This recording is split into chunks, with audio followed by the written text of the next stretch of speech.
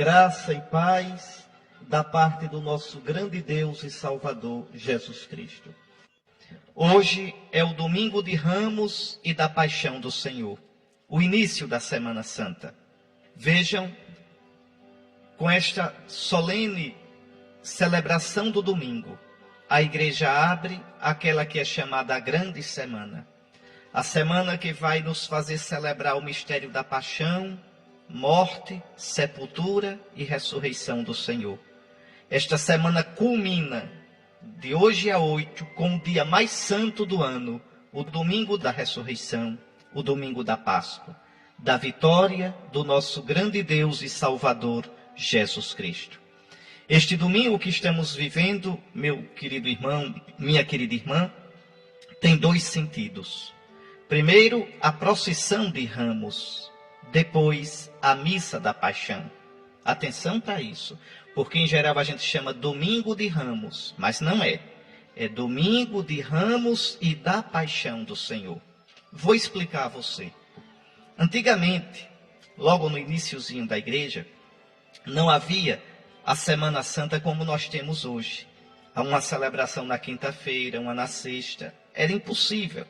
Então, os cristãos só podiam se reunir aos domingos. Aí se reunia o domingo antes da Páscoa, que é hoje, e aí se escutava na missa o Evangelho da Paixão, até a sepultura de Jesus. Ficava lá o túmulo, Jesus no túmulo. Era o domingo da Paixão do Senhor. Pronto, paramento vermelho, missa da Paixão. No domingo seguinte se celebrava a ressurreição. Então lia-se o Evangelho da ressurreição. Pronto. Quando, a partir do século III, século IV, os cristãos começaram a poder celebrar também a quinta, a sexta, o sábado santo, continuaram com o domingo da Paixão, mas acrescentaram a procissão de Ramos. Então ficou domingo de Ramos e da Paixão. E assim, a cada domingo de Ramos, a gente lê na missa o Evangelho de Mateus, de Marcos ou de Lucas. Esse ano é Mateus. E na sexta-feira santa, aí ficou a sexta-feira da Paixão, e lê-se o Evangelho de João. Por exemplo, na missa deste domingo, nunca se pode ler o Evangelho de Ramos. Nunca. De Ramos é a procissão. A missa não é de Ramos, a missa é da Paixão. Na missa se lê sempre a Paixão do Senhor. E qual é o sentido, meus irmãos, desse domingo de Ramos e da Paixão? Está bem dito na oração do início da missa de hoje. Tão bonita. Deus eterno e todo-poderoso, para dar aos homens um exemplo de humildade diante de Deus, de reconhecimento de que nós somente nos fazendo humildes, pequenos, somos engrandecidos por Deus. Pois bem, para dar um exemplo aos homens, um exemplo de humildade, quisestes que o nosso Salvador se fizesse homem e morresse na cruz. Concedei-nos aprender o ensinamento da sua paixão e ressuscitar com ele em sua glória. Só quem segue o Cristo na sua humildade, só quem segue o Cristo no seu abaixamento até a morte de cruz, pode participar da glória da ressurreição. Com estes pensamentos, vamos então escutar o Evangelho da procissão de Ramos. Então veja, hoje a gente vai começar ao contrário. Vai começar com o Evangelho de antes da missa. O Evangelho que prepara a missa, o Evangelho da procissão dos Ramos. Está aí então o Evangelho que recorda a entrada solene de Jesus em Jerusalém. Vamos lá. O que diz São Mateus? Vamos seguir um pouquinho. Naquele tempo, Jesus e seus discípulos aproximaram-se de Jerusalém. Atenção, meus irmãos. Olhe, Jesus esteve durante a sua vida várias vezes em Jerusalém. Em todas as grandes festas dos judeus, o nosso Salvador, como todo judeu piedoso, subia a Jerusalém. Como é que a gente sabe disso? Pelo Evangelho de São João. Pode olhar. Várias vezes Jesus em Jerusalém. Mas, nos 3 evangelhos sinóticos, os evangelistas armam arrumam a história de Jesus de um jeito diferente, para nos dar uma mensagem. Como é que eles arrumam?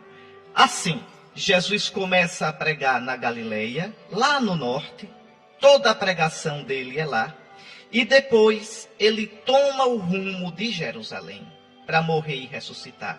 Se a gente lesse só os evangelhos sinóticos, parece até que Jesus só pregou 1 ano. Pregou, foi para Jerusalém e morreu. Por que é que os evangelistas sinóticos fazem isso? Para deixar claro que ser cristão é seguir Jesus, saindo da Galileia, subindo com ele no caminho até Jerusalém, morrendo e ressuscitando com ele. Em todo caso, São Mateus mostra agora a entrada solene de Jesus em Jerusalém. Ainda que tenha ido muitas vezes àquela cidade, esta entrada neste domingo de Ramos é totalmente diferente. É a entrada oficial. Jerusalém é a cidade do Messias. É a cidade do rei Davi. Os profetas haviam anunciado que o Messias viria a Jerusalém e que em Jerusalém manifestar-se-ia o reino de Deus.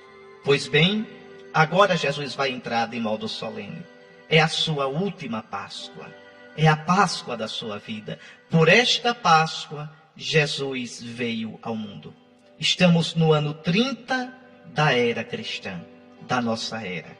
Jesus então chega a Jerusalém, ele vem lá do Vale do Jordão, chega por trás do Monte das Oliveiras, no povoado de Betfagé.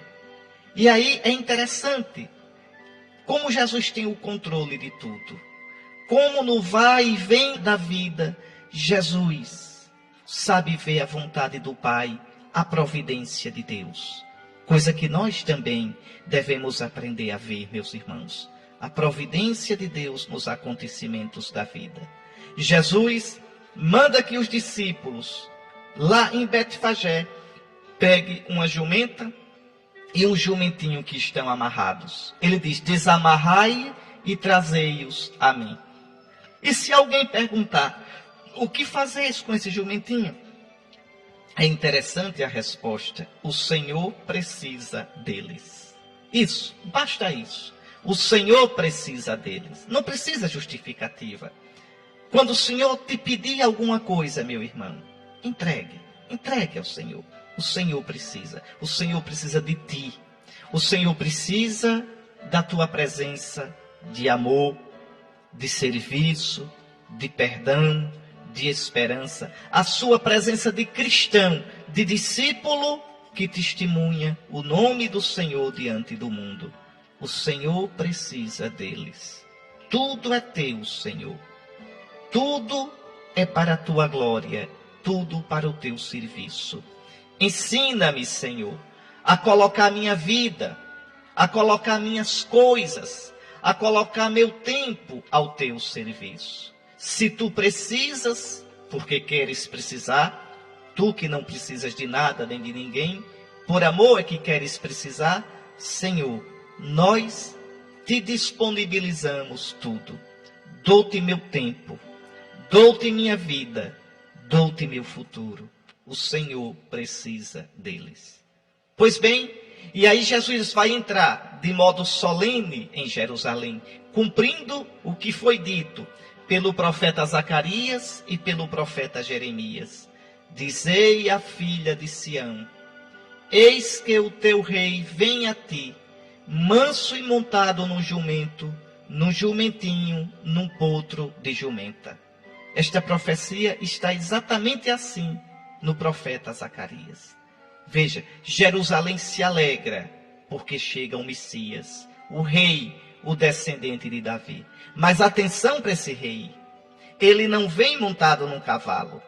O cavalo é o sinal do poder. O cavalo veloz, o cavalo alto, o cavalo usado para a guerra. O cavalo era sinal de status. Só quem fosse muito rico podia usar um cavalo. Só um rei, os reis podiam usar cavalo. Os guerreiros podiam usar cavalo. Um homem simples do povo não tinha como ter um cavalo. Ora, Jesus entra montado no jumento. O jumento era animal de serviço, era animal do servo. Era um animal, sinal de humildade. Eis que o teu rei vem a ti. Não vem para a guerra. Não vem como poderoso guerreiro. Vem manso e humilde, montado num jumento, num jumentinho, potro de jumenta. Cumpre-se a profecia. Cumpre-se aquilo que os profetas tinham dito a respeito do Messias. O Messias que traz a paz. O Messias que é manso. O Messias que não vem para impor. O Messias que vem para servir. Meus queridos irmãos, pensemos bem, os judeus não entenderam isso. Vão crucificar Jesus exatamente porque não entendem esse Messias pobre e humilde. E, no entanto, era isso que tinha sido profetizado. Pode olhar o capítulo 9 do profeta Zacarias. Dança de alegria, filha de Sião. Zacarias 9, versículo 9. Dança de alegria, filha de Sião. Dá vivas, filha de Jerusalém, pois agora o teu rei está chegando, justo e vitorioso. Ele é manso, vem montado no jumento, num burrico, filhote de jumenta. E a profecia continua. Ele vai dispersar os carros de guerra em Israel. Vai dispensar todas as armas de guerra. Sua palavra é de paz para as nações. O seu reino vai de um mar até o outro. Que mistério! Esse Messias tão pobre vai triunfar. Este Messias tão pobre, não usando os carros de guerra, não usando as armas, vai conquistar o mundo pela sua mansidão. Esse Messias, cuidado, ele tem como trono a cruz. Tem como coroa os espinhos. Tem como cetro o caniço que vão colocar como zombaria na sua mão. Tem como manto o escarlate, o manto vermelho que vão colocar como zombaria. Eis aqui. No entanto, ele é o rei de verdade. E aí, entrando em Jerusalém, interessante, os apóstolos colocam suas vestes sobre o jumento e Jesus monta. O povo então começa a estender mantos sobre o caminho. Pegam ramos de oliveira e gritam, Hosana ao filho de Davi. Ou seja, Jerusalém por um momento reconhece Jesus como Messias. Hosana ao filho de Davi. Filho de Davi é o título do Messias. Bendito o que vem em nome do Senhor. Hosana no mais alto dos céus. Ou seja, aqueles que estão ali à entrada, no caminho, acolhendo Jesus, proclamam-no Messias de Israel. E ele é o Messias. Ele é o Messias. E nós, hoje, participando da procissão de Ramos, queremos também proclamar nossa fé em Jesus como Messias. É esse o significado, meus irmãos, de hoje irmos em procissão levando ramos. É dizer, eu creio, eu proclamo que Jesus é o Messias, prometido por Deus, anunciado pelos profetas de Israel e vindo ao mundo. Jesus é o Messias, Jesus é o descendente de Davi, Jesus é o rei de Israel, do Israel segundo a carne e do Israel segundo o Espírito de Deus, que é a igreja. Jesus é o rei da humanidade. Jesus é o rei do universo. Mas, atento, meus irmãos, é o rei que não veio para ser servido, mas para servir. Ele vem no jumentinho. E esse jumentinho já indica a cruz, a humilhação da cruz, a dor da coroa de espinho, a zombaria do caniço e do manto vermelho colocado nos seus ombros. Nós, indo pela rua, com ramos nas mãos, queremos dizer, Jesus, nós te reconhecemos Rei crucificado. Nós estamos dispostos a ir contigo, Jesus, a sofrer contigo. Nós, depois da procissão, levamos os ramos para casa. Esses ramos devemos guardá-los até a quarta-feira de cinzas do ano que vem. Pois bem, levar esses ramos para casa quer dizer, eu sigo a Jesus. Eu sigo ao Messias, pobre e humilde. Significa que no momento do sofrimento, da dor, No momento da decepção, da escuridão, eu posso olhar para esse ramo e dizer: meu Jesus, eu não te traio, eu não te deixo, eu te sigo, Jesus. Eis aqui. E aí em Jerusalém, a cidade se agita, como se agitou quando os magos, lá no Evangelho da Infância, quando os magos chegaram perguntando: onde está o rei dos judeus? E agora Jerusalém, diz Mateus, a cidade inteira se agitou e diziam: quem é este homem? Ô meu irmão, quem é este homem para você?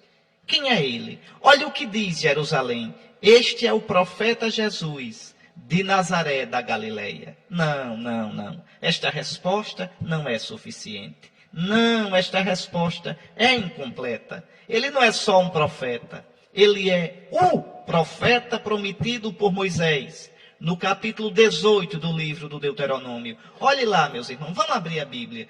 Abre aí, se você tiver com a Bíblia perto de você. Se não, anote para depois você ver. Deuteronômio, capítulo 18.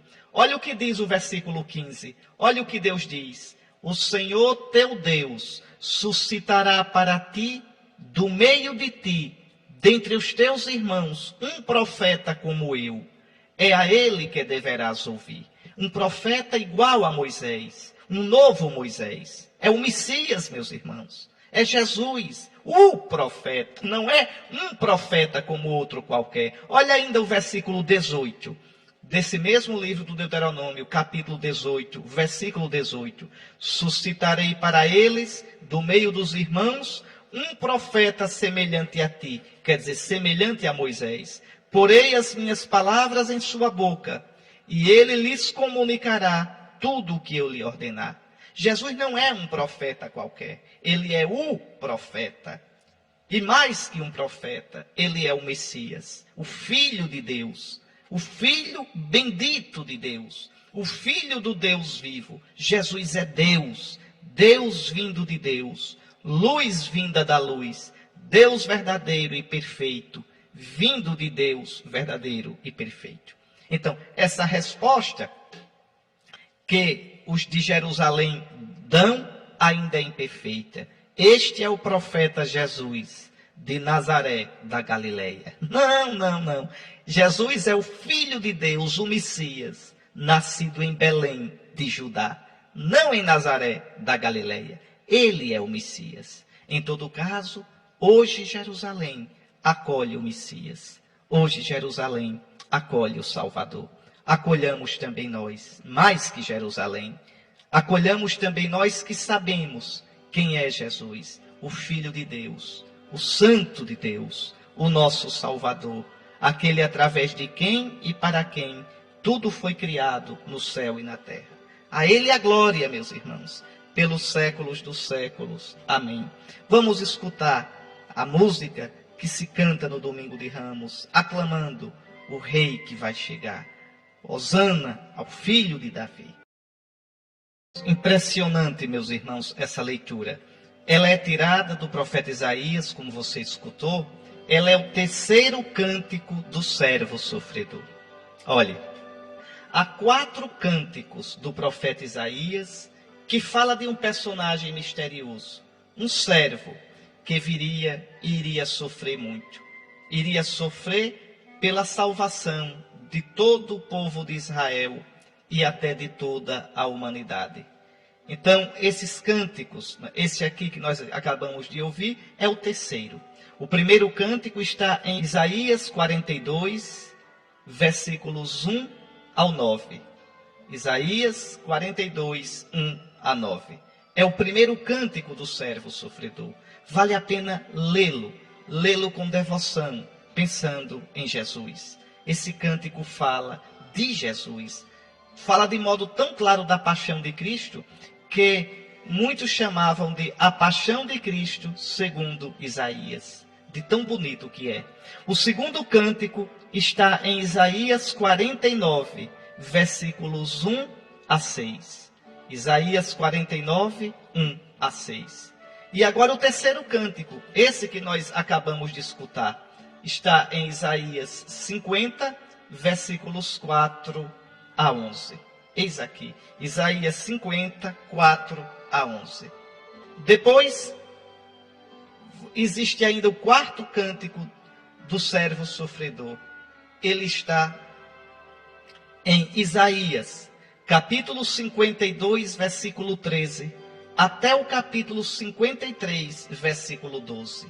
Então são esses os cânticos, os 4 cânticos que nós vamos escutar durante toda esta Semana Santa, nas leituras de cada dia. Na Sexta-feira Santa, vamos escutar o 4º cântico do servo, na primeira leitura da celebração solene da Paixão do Senhor, na Sexta-feira Santa. Na segunda, terça e quarta-feira santa pela manhã, vamos escutar também esses cânticos nas leituras da missa. Mas hoje está aí o 3º cântico do servo. Que coisa impressionante! O Senhor Deus deu-me língua adestrada, para que eu saiba dizer palavras de conforto à pessoa abatida. É isso mesmo. Isso foi o nosso Jesus. Manso, humilde. A quantos consolou? A quantos ergueu? A quantos perdoou? O Senhor Deus, esse Deus de Abraão, de Isaque e de Jacó, a quem Jesus chama Abba, papai, papaizinho. Esse Deus me deu língua adestrada, para que eu saiba dizer palavras de conforto à pessoa abatida. Mas repare como é bonito. Jesus é capaz de trazer a mansidão do Pai. Jesus é capaz de trazer a doçura do Pai, porque primeiro Ele mesmo era unido ao Pai. E como homem, na sua bendita humanidade, Jesus foi todo carinho, todo atenção, todo escuta em relação ao Pai. Olha aqui, Ele, Deus, me desperta a cada manhã e me excita o ouvido para prestar atenção como um discípulo. Aprender de Deus, meus irmãos. Jesus vai dizer no Evangelho, aprendei de mim, que sou pobre e humilde de coração. Ele pode dizer isso, porque primeiro, como homem, ele aprendeu do Pai. Ele pode dizer as palavras do Salmo, meu coração se inclina a fazer a vossa vontade, para sempre e até o fim. Jesus colocou-se totalmente disponível ao Pai. Ele me excita o ouvido para prestar atenção como um discípulo. Oh, meu irmão, minha irmã, abramos nós também o nosso coração para escutar a palavra do Senhor, para aprender a vontade do Senhor. E essa vontade do Senhor, essa vontade do Pai, aparece, transparece, revela-se em Jesus. Quem me vê, vê o Pai. Meu alimento é fazer a vontade do Pai. Jesus é todo humilde. Vai deixando que o Pai lhe diga o caminho. E o seu caminho passa pela cruz. Bendito Jesus. Santo Jesus. Tão bom Jesus. Servo obediente. Ele sendo Deus, não hesitou em se fazer homem, tomando a forma de servo por nós. Nós vamos escutar essa leitura daqui a pouco. É a segunda da missa de hoje. Ele se fez servo, se fez discípulo, se fez obediente, deixou-se guiar pelo Pai. E tu, cristão, queres fazer a vida do teu jeito. E tu queres julgar a própria lei de Deus. E muitas vezes, quando o mandamento de Deus não cabe na nossa lógica, a gente tem a tentação de dizer, isso é ultrapassado, isso eu não cumpro. Não, meu irmão, não. Não foi assim que Jesus fez. Olhe como ele diz, o Senhor Deus me excita o ouvido, abre meu ouvido para prestar atenção como um discípulo. O Senhor Deus abriu-me os ouvidos e eu não resisti, nem voltei atrás. Jesus por nós se fez obediente até a morte e morte de cruz. Escutou o Pai. Foi para onde o Pai indicou o caminho. Foi fiel. Eu não lhe resisti, nem voltei atrás. Quais as consequências dessa obediência de Cristo? Quais as consequências? Olha aqui. Ofereci as costas para me baterem e as faces para me arrancarem a barba. Não desviei o rosto de bofetões e cusparadas. Eis aqui. Ouvi de verdade o Pai. Fazer de verdade a vontade de Deus custa, meus irmãos. Não se pode ser cristão sem pagar um preço por isso. Não se pode seguir a Jesus, meus irmãos, se dando bem, segundo a carne, segundo a nossa própria vontade, segundo as modas do mundo.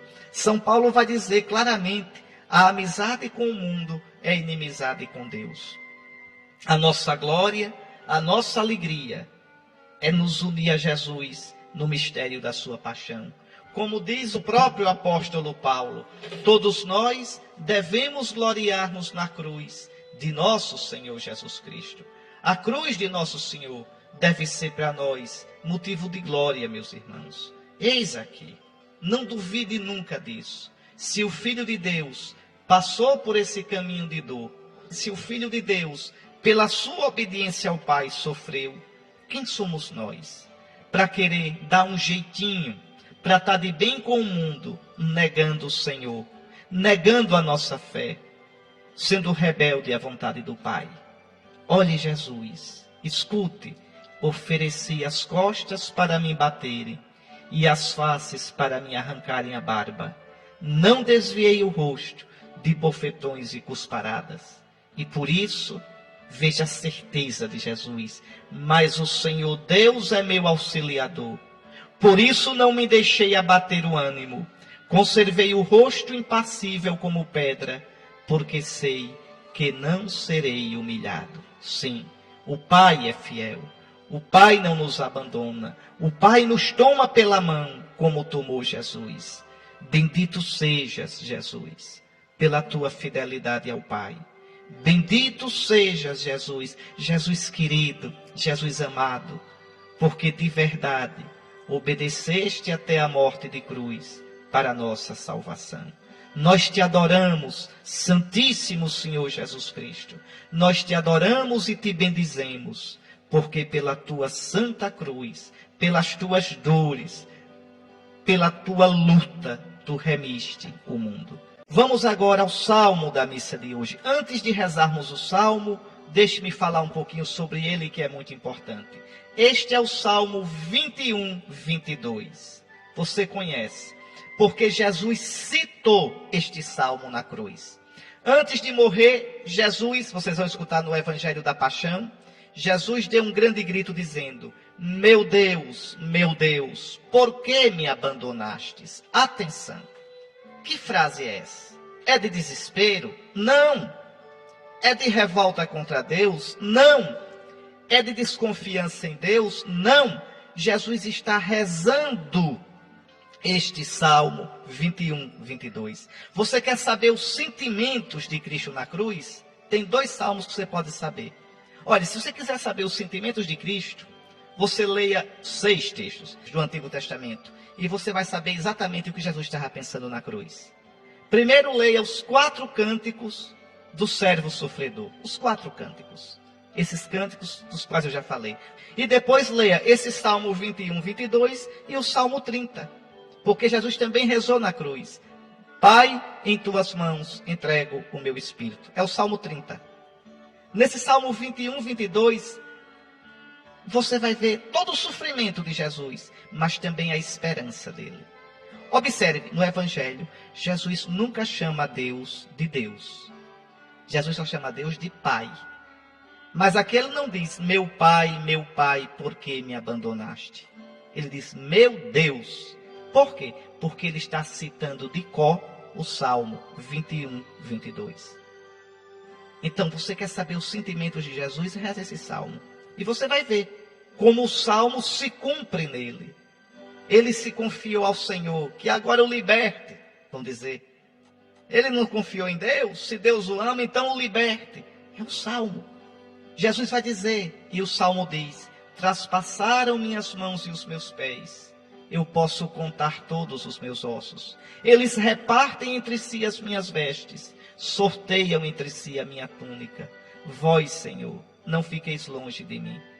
E Jesus termina colocando toda a sua confiança em Deus. Eu anunciarei o vosso nome aos meus irmãos. Vós que temeis ao Senhor, dai-lhe louvores, glorificai-o, porque Deus nunca abandonou a esperança de quem confiou nele. Então é um salmo de esperança. Por um lado, a dor que Jesus está sentindo, o abandono, porque olha, são 3 dores em Jesus. A dor física, essa é a mais superficial, essa é a menos difícil, essa é a que nós podemos ver, a dor física, a dor porque foi flagelado lá pelos soldados de Pilatos, a dor pelas quedas no caminho do Calvário, pela cruz que carregou, a dor dos cravos, a dor que ele sentiu tremenda, própria da crucifixão. Mas existe uma outra dor pior ali na cruz, a dor psicológica. Foi abandonado por todos. Se sente na escuridão, se sente confuso. Seu povo o abandonou. Está na cruz pendurado como um malfeitor. O Deuteronômio diz, a Torá diz, a lei de Deus diz, maldito o que morre pendurado na madeira. Pois bem, está ali a dor tremenda de ter sido humilhado, abandonado pelo seu povo, chacoteado. Ali os seus apóstolos fugiram. Vejam que coisa triste. E ainda uma outra dor mais profunda, misteriosa, que a gente nunca vai entender totalmente. A dor espiritual de Jesus. À noite, noite, na sua sensibilidade humana, Jesus não sente o Pai.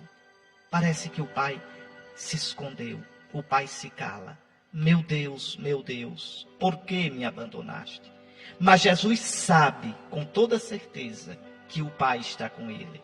Jesus sabe que o Pai nunca o abandonou. Por isso ele vai poder dizer, Pai, nas tuas mãos entrego o meu espírito. Mas vamos rezar este salmo tão belo. Vamos rezá-lo pensando em Jesus. Melhor ainda, vamos rezá-lo com Jesus, porque são palavras que Jesus fez suas na cruz. Essa leitura é impressionante, impressionante. Vamos lá. São Paulo diz, Jesus Cristo existia na condição divina. Ou seja, Jesus Cristo é Deus. É Deus, meus irmãos. Jesus não é um espírito de luz. Jesus não é um grande sábio. Não, Jesus é Deus. É Deus. É muito forte a expressão que São Paulo usa na língua grega. Morphé tuteu. Ou seja, Jesus tinha a forma de Deus. Jesus é Deus. No entanto, sendo Deus, ele não se apegou a isso. Não fez disso uma usurpação. Que coisa impressionante. Sendo Deus, por amor de nós, ele renuncia à glória que ele tem como Deus. Ele não vai deixar de ser Deus, mas ele vai renunciar à glória que tinha como Deus. Como ele fez isso? Esvaziou-se a si mesmo. Murchou. Jesus murchou. Esvaziou-se, tomando a condição de servo, de escravo, a condição humana. Morphé tu dulu. Ele que tinha morphé tu teu, ele que tinha a forma de Deus, agora toma a forma de servo. Toma a forma de escravo. Que forma é essa? A forma de homem. Ele vem viver numa humanidade ferida. Ele mesmo sem pecado vem viver em tudo a nossa condição humana. Ele vai precisar crescer, vai ter fome, vai ter sede, vai precisar aprender, vai sentir solidão, vai sentir angústia, vai sentir o peso da traição, vai ter que morrer. Ele não pareceu ser homem, não, ele se fez homem de verdade.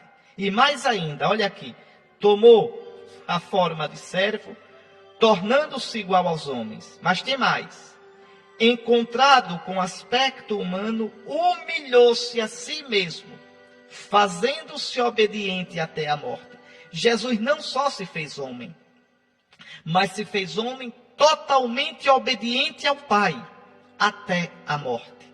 Uma obediência total, como nós ouvimos na primeira leitura de hoje. E tem mais ainda, tem. Não só se fez servo humano, não só foi obediente, não só foi obediente até a morte, mas foi obediente numa morte a mais vergonhosa que havia, a morte de cruz. Não existia morte mais ignominiosa, morte mais cruel, morte mais vergonhosa. Um homem de bem não morria na cruz. A cruz era a morte para escravo. A cruz era a morte para revoltoso. Cícero, falando uma vez sobre a morte de cruz, ele diz que é a morte mais horrenda, mais vergonhosa que existe. Pois bem, ele se fez obediente até a morte e morte de cruz. E isso por quê? Por nosso amor. Numa obediência total à vontade do Pai. Por isso, diz no versículo 9 a leitura de hoje, por isso, por causa dessa humildade, por causa dessa obediência ao Pai, por causa desse amor a nós, Deus o exaltou acima de tudo e lhe deu o nome que está acima de todo nome. É impressionante, impressionante. Aquele que desceu ao mais baixo da humilhação, o Pai vai erguê-lo ao mais alto da glorificação. Deu-lhe o nome que está acima de todo nome. Que nome é esse? A gente vai ver já. Assim, ao nome de Jesus, todo joelho se dobre no céu, na terra e nos infernos, abaixo da terra. E toda língua proclame: Jesus Cristo é Senhor, para a glória de Deus, o Pai. Qual é o nome que Deus deu a Jesus? O nome de Kyrios, o nome de Senhor. Esse nome, no Antigo Testamento, é reservado a Deus. Só Deus é Senhor. Pois bem, esse nome os cristãos dão a Jesus. Kyrios, quando a gente diz na missa, Senhor, tende piedade de nós. Cristo, tende piedade de nós. Senhor, tende piedade de nós. Essas invocações não são a Trindade, hein? Atenção. Não são a Trindade. Aquele canto do Padre Zezinho, Pai de infinita bondade, que a tua vontade se faça verdade. Senhor Jesus Cristo, piedade, que teu Espírito Santo. Está errado. Aquele canto não é o Senhor tende piedade de nós da missa. Porque esse Senhor, esse Cristo, este Senhor, se referem ao Filho glorificado. É um grito de louvor, de admiração e de pedido de misericórdia que a igreja, desde a antiguidade, faz ao Filho. Esse Senhor é o Filho, esse Cristo é o Filho, esse Senhor é o Filho. É o nome que Deus deu a Jesus, Kyrios. E a gente diz Kyrie, eleison. Isso é grego, não é latinão, viu? Senhor, piedade. Senhor, misericórdia. Veja, esse pedido vem do iniciozinho da igreja. Ainda quando era usado o grego na missa, a língua do Novo Testamento. Depois é que foi usado o latim. Então, que coisa impressionante. Toda língua proclame que Jesus é Senhor, para a glória de Deus Pai.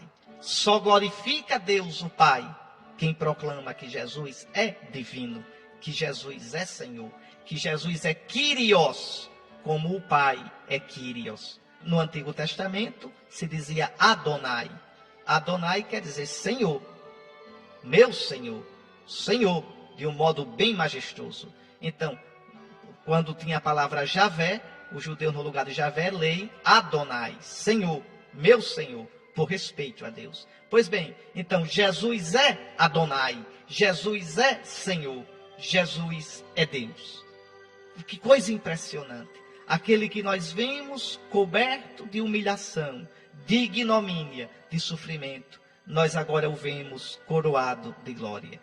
Meus queridos irmãos, meu querido irmão, minha querida irmã, adoremos a Jesus no seu amor por nós. Adoremos a Jesus no seu sofrimento. Não foi brincadeira a paixão de Cristo. Como você é precioso, meu irmão. Como você é precioso, minha irmã. Você custou o sangue de Jesus.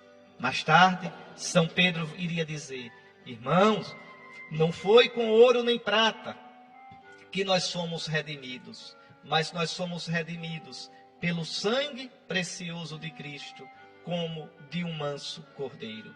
Eis aqui, meus irmãos, o preço da nossa salvação.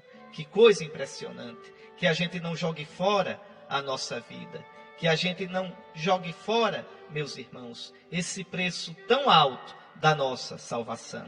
Olhemos Jesus, aprendamos de Jesus e vivamos uma vida realmente santa. Revivamos uma vida nova, porque o preço da nossa salvação foi o sangue de nosso Senhor Jesus Cristo. o nosso Salvador. O evangelho de hoje é o evangelho da paixão, que é longo, e aí você pode ler e meditar. Ele é o evangelho de Mateus, que vai do capítulo 26, versículo 14, até o capítulo 27, versículo 66. Se eu fosse comentar aqui todinho com você, é a minha vontade, viu? Mas ficaria longo demais, por isso eu comentei o evangelho da procissão. Você medite, na sexta-feira você vai escutar também a paixão segundo João. Vai ter chance de se unir a Jesus no mistério da sua paixão. Viva bem essa Semana Santa. Olha, deixa eu lhe dar algumas sugestões para você viver bem essa semana. Você quer penetrar nos sentimentos de Cristo? Então, pegue aqueles 4 cânticos do servo sofredor, que eu já dei a citação para vocês, não é isso? Os 4 cânticos lá de Isaías. Depois de rezar esses 4 cânticos, pensando em Jesus, deixando que nos seus lábios, no seu coração, aflore os sentimentos e as palavras de Jesus, você vá para o livro das Lamentações. Reze o livro das Lamentações todo. Pegue, se quiser, cada dia um capítulo todo. É curtinho. Ali no livro das Lamentações, você vai ver a dor de Cristo. Às vezes é Cristo falando. Às vezes é a igreja falando. O antigo Israel, que é a igreja. Às vezes é você mesmo falando. Leia. Leia rezando. Unindo as dores da igreja e as suas dores, as dores de Cristo. Então, Lamentações. Terminou Lamentações, aí você pegue o capítulo 13 até a sepultura de Jesus no Evangelho de João. João 13 até a sepultura dele. Todo o discurso de Jesus na última ceia. Tudo o que Jesus disse. Ali as suas angústias. E depois pegue os salmos. Aqueles salmos que aparecem chamados de súplica individual. Aquele que é uma pessoa rezando. Uma pessoa na angústia, pedindo a Deus. Por exemplo, o Salmo 6, só um exemplo. O Salmo 129, o Salmo 50. Esses salmos de súplica individual. Esse é o modo. O Salmo 21, 22 que nós rezamos. O Salmo 30. Então, olha, Salmo 6, Salmo 30, Salmo 21, Salmo 129. E vá rezando. E aí você vai descobrindo, com as palavras da própria Escritura, os sentimentos de Cristo. Se você não se confessou, se confesse. Procure participar de todas as celebrações da Semana Santa. Lembre que a Sexta-feira Santa é dia de jejum e dia de abstinência de carne. O jejum, você não faz merenda nenhuma, lanche nenhum. Faz só uma refeição completa. E as outras 2, bem simples. De modo que as 3 juntas não dê uma refeição daquela de bater na barriga. Lembre que é também dia de abstinência de carne. Nada de carne vermelha, nada de carne de boi, nem de galinha, nada disso. Só peixe, ou ovo, ou nada. Isso na sexta-feira. Sábado Santo, quem quiser jejuar e se abster de carne, saiba que faz uma obra muito boa. Antigamente o Sábado Santo também era dia obrigatório de jejum. É assim que a gente fecha no Sábado Santo os 40 dias de penitência. Querem fazer uma conta comigo? Lembre que eu disse a você no começo da quaresma, eu disse assim, olhe, a quaresma são 40 dias de penitência na comida. Não é isso? Eu disse a você. Vamos fazer a conta, agora que a gente está terminando a quaresma. Quantos domingos teve a quaresma? A quaresma teve 5 domingos. Esse de Ramos é o 6º. Vamos deixar fora um pouquinho. 5. Então foram 5 semanas. 5 vezes 7, 35. Então lá vão 35 dias. Some quarta-feira de cinzas, quinta, sexta e sábado. Mais 4 dias daquela semana antes do primeiro domingo da quaresma. Então lá vão 39 dias. Agora pegue domingo de Ramos, segunda-feira santa, terça-feira santa, quarta-feira santa, quinta-feira santa, que é quando termina a quaresma. Lá vão mais 5 dias. Aí danou-se. Deu 44 dias. E a quaresma não são 40 dias? É que a igreja desconta os domingos. Aí tire os 5 domingos de penitência. Aí 44 menos 5 domingos de penitência, que a gente não faz, ficam 39 novamente. Está vendo? Tire aí o domingo de Ramos. Piorou, fica 38. Então faltaram 2 dias de penitência. Faltaram não. A sexta-feira santa e o sábado santo ainda são dias de penitência. Então, 38, mais Sexta-feira Santa, mais Sábado Santo. 40 dias fechado. São 40 dias de penitência na comida. Não seja covarde. Vá até o Sábado Santo fazendo a sua penitência. Ou tirando a sua merenda, ou tirando a sua sobremesa. Então, até o Sábado Santo. A penitência só termina no Sábado Santo. Para a gente celebrar na noite do sábado para domingo, com toda alegria, a Páscoa do Senhor. Meus irmãos, o Senhor esteja convosco. Abençoe-vos o Deus Todo-Poderoso, Pai, Filho e Espírito Santo.